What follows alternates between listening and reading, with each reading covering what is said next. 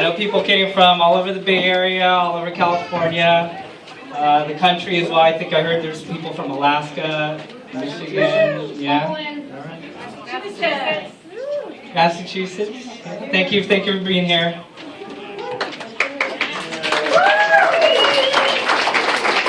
I also want to thank the Elks for providing such a beautiful venue. I think this building's been over here standing for about 100 years now. It's very impressive. I also want to thank all the friends and family that came together to put this event together. It's beautiful. Rachel and Gerard are very busy people, and I know they delegated a lot of their work to you guys. So you know who you are. Give yourselves a hand.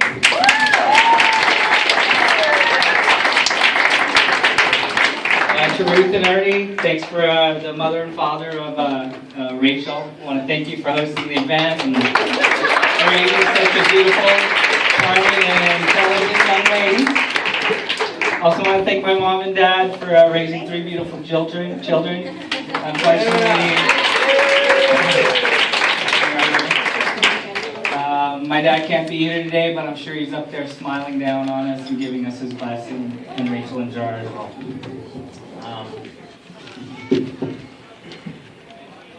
So Gerard wanted me to give a speech. Gerard and Rachel wanted to give me a speech today. So I want to tell you a little bit about them both. For those of you who don't know, I'm Gerard's younger brother. I've known him all my life, obviously. He's been somebody that I've looked up to. He inspires me and drives me. He's always been there for me through ups and downs. He's always been a hero of mine. At any point in time, if I ever needed anyone, he's there for me at the drop of a hat.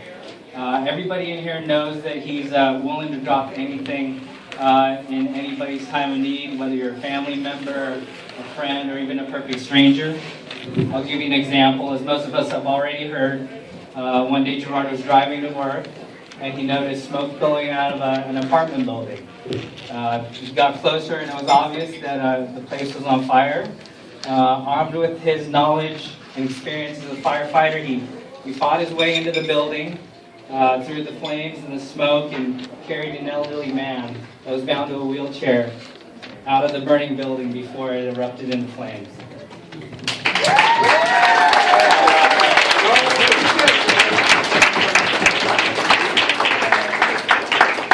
And when he was interviewed by the police and the media, he just shrugged it off and said he was at the right place at the right time and he would do what anyone else would do. But Gerard's not just anyone.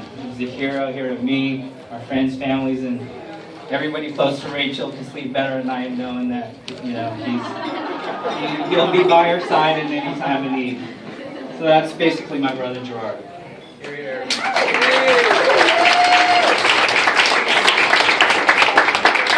What can I tell you about Rachel? I met her about 1.5 years ago. Gerard and I, along with my best friend and partner, Missa, right here, with the teachers, Stephen and Solomon. Well, anyways, my brother, Missa, and I were coming back from watching the big wave competition at Mavericks. We were stopping by Alameda to drop Gerard off. He suggested we have dinner and meet a friend of his. That's when I met Rachel. We ended up having dinner at a beer and pizza joint in Alameda somewhere. Got to talking to her, and I found out she was in a foundation called the Awesome Foundation, and they give grants to people that have ideas that'll promote progress, creativity, art, and general awesomeness. So they say you are who you surround yourself by, and from knowing that and looking at the faces around here, it's obvious she's an awesome person. Since then, she's always upheld her awesome status with me, and I knew from then that Gerard and her were a great match. But I personally needed to know a little bit more about the relationship because I'd only known her for a year or two. So I did what most people do and went to the internet. No, I didn't Facebook stalk them or anything. I ran across a compatibility survey. So Rachel and Gerard are pretty nonconformist, so it kind of took me a while to, get him to answer my questions, but I finally got him. They hesitantly agreed to my short 5-question survey. But I thought I learned a lot about him, for the survey, but I'll let you judge for yourself. The first question was, did you enjoy the movie The Titanic? Gerard says, I don't know, I didn't dislike it. It really didn't make an impression on me, so I guess it was alright. Not the most romantic answer, but an answer nonetheless. Rachel said, Titanic? I don't think I've even seen it. I just know that there's like a woman on the bow of a ship, wind in her hair, some cheesy music. We all know the end of the story, so why bother? That wasn't a very romantic answer either, so I think we're kind of making this connection there. Question 2, what's your favorite fruit? Rachel says cherries. Okay, cute little fruit, kind of tart, a little complicated with a small pit you gotta spit out every time. Some people can tie the stem in a knot with their tongue, kind of cool. I guess I can see that in Gerard, cute, complicated, fruity little heart. Gerard's answer was mangoes. Mangoes are sweet, a little thick-skinned, right? Juicy with a hairy pit. Because Gerard doesn't mind hairy pits every once in a while. So, he's ashamed of it. We're making a little bit of a connection here. Question 3. If you were a character in Star Wars, who would it be? Now, if I were Gerard, there's a bunch of answers that I would say. Boba Fett, Lando Calrissian, Luke Skywalker, Yoda. But now Gerard picks, of all things, an Ewok.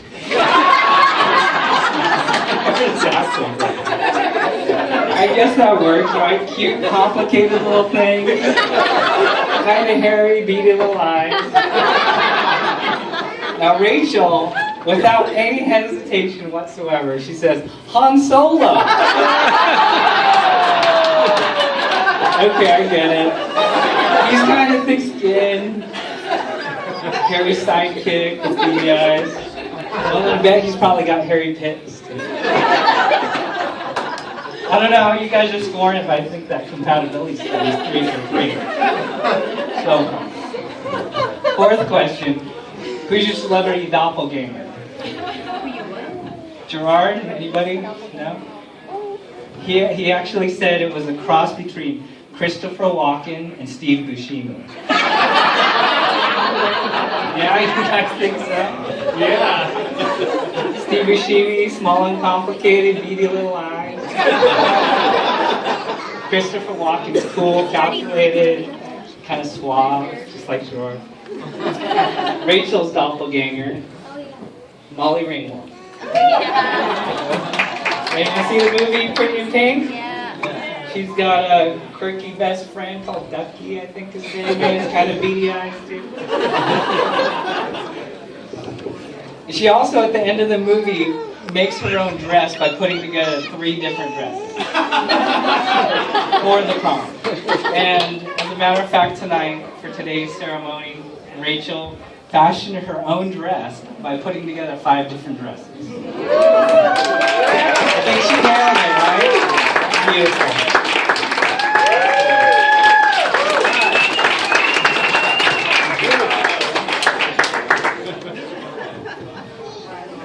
Okay, the 5th question. I asked Rachel the question first. He said, what makes Gerard the right person for you? She thought for a moment and said, well, it just feels right. We get each other. It felt right here in my heart, down in my stomach. She said, I didn't decide, my stomach decided for me. I thought that was pretty cute. And then I asked Gerard, what makes Rachel the right person for you? He said, well, we have the same interests, we're creative, she likes tools, we like to tinker. He said, to put it simply, we just fit. I thought that was awesome.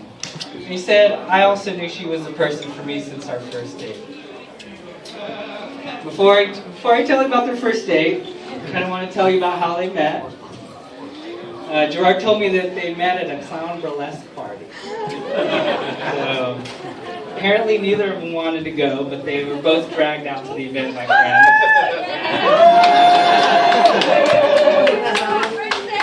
I'm not exactly sure what there you go. Guilty then.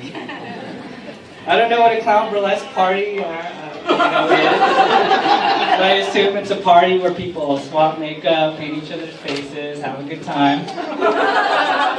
Now Rachel was a little hesitant to tell me exactly what went on, how they actually met, but from what I understand, there was a little makeup swapping going on. I'm pretty sure her and Gerard swapped a little makeup that night. Paint the faces, I don't know, I'll leave that to your imagination.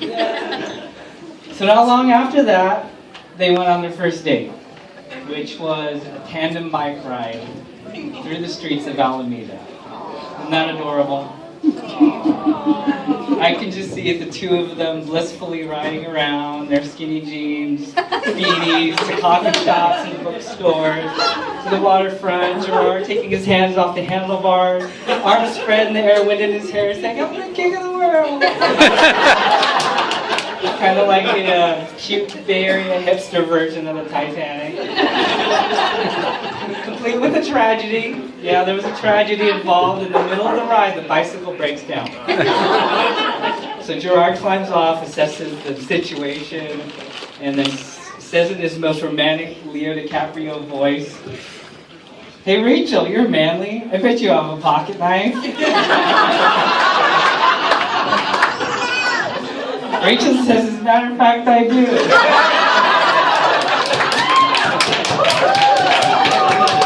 So they tinker with the bike a little bit, get it going. From that moment on, Gerard knew that he found true love.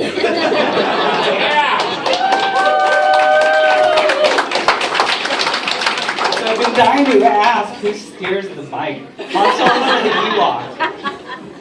Yeah, anyone? Han Solo? Do you drive? I haven't been on it since then. It's too hard to decide. It's too tough to drive around. We couldn't decide. So, Gerard also wanted me to add one more thing. He said that their first date has never ended.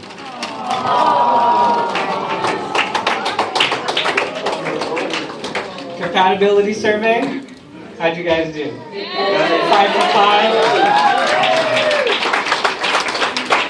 So, with no further ado, as my final duty as the best man, or his brother, it gives me immense pleasure to propose a toast. Gerard, I'm honored to be here today as your best man, or your brother, and your brother. You're my oldest and dearest brother, and I want to thank you from the bottom of my heart for giving me this privilege. You're incredibly lucky. Rachel is a beautiful woman with a heart of gold and deserves a good husband. Thank the stars you got her before she actually found one. I invite all of you to raise your glasses. May your life be filled with many happy memories to a first date that lasts an eternity, and may the force be with you. Cheers, Rachel and Gerard.